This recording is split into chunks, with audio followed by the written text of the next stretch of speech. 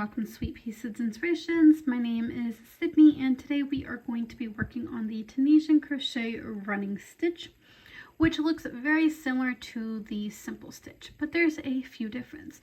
One being the stitches that we use in the running stitch, which will consist of the simple stitch but along with a slip stitch, and also these vertical bars that you see here. In the running stitch, they are a little bit longer than just a simple stitch. So again, what you're going to need to know how to do in today's tutorial is a simple stitch, but also a slip stitch as well.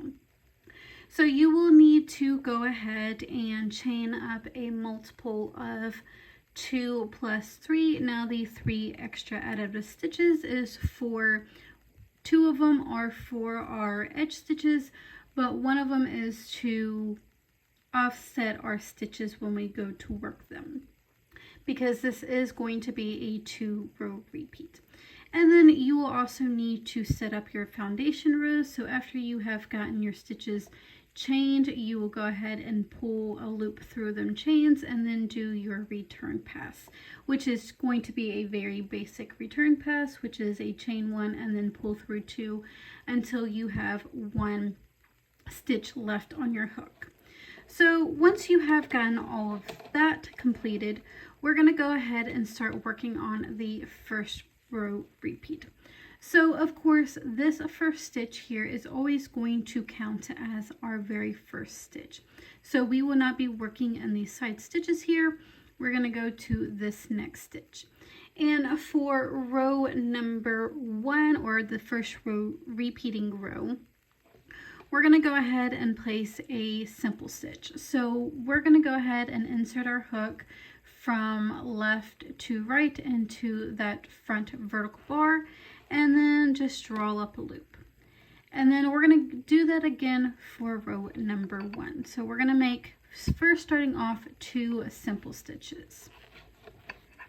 And then now for the repeating unit for row number 1, we're going to go into the next stitch and we're just going to slip that stitch. So it's a simple stitch that has been unworked. So you'll pretty much just insert your hook into that vertical bar from right to left and leave it unworked. And then we are going to go to the next stitch and place a simple stitch. So from right to left and work that stitch. And then next we are going to go to the next stitch and slip that stitch. Now when you are working with these stitches and after you've gotten a few rows in, you want to be careful and a little mindful of your stitches, because sometimes they do like to hide, especially if you're working with only one color of yarn. Again, the repeat unit is going to be a slip stitch, which is a simple stitch that has been unworked. And then in the next stitch, we're going to do a simple stitch. So go ahead and continue repeating that until you have made it to the end of this row. And you should leave off with a slip stitch. Now in that very last stitch, which is that chain 1 of the return pass, we're going to go ahead and insert our hook into that stitch, making sure you're catching both of those vertical bars. And then we're just going to draw up a loop. And now for our return pass, we're going to go ahead and chain 1.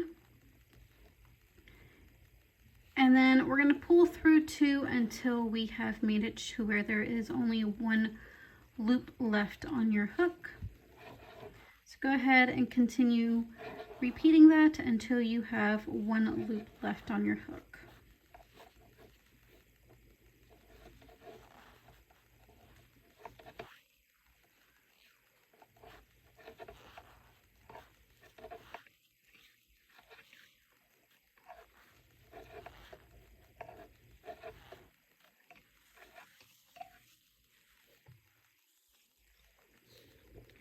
Now for the second row repeat, this very first stitch always counts as a stitch, so we will not be working on these sides. And we are going to go ahead and start off with a simple stitch in that very first stitch. And then in the next stitch, we are going to place a slip stitch. And then we're going to pretty much do the same thing, repeat that. So go ahead in the next stitch, place a simple stitch, and then in the next stitch a slip stitch. So we are just going to be alternating between simple stitch and a slip stitch. So go ahead and continue repeating that until you have made it to your very last stitch.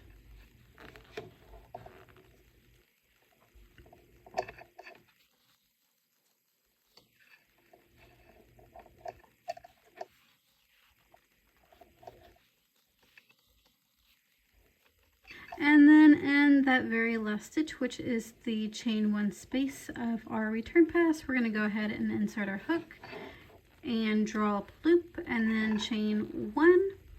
And then we're going to pull through 2 until we have made it to where there is only 1 loop left on our hook.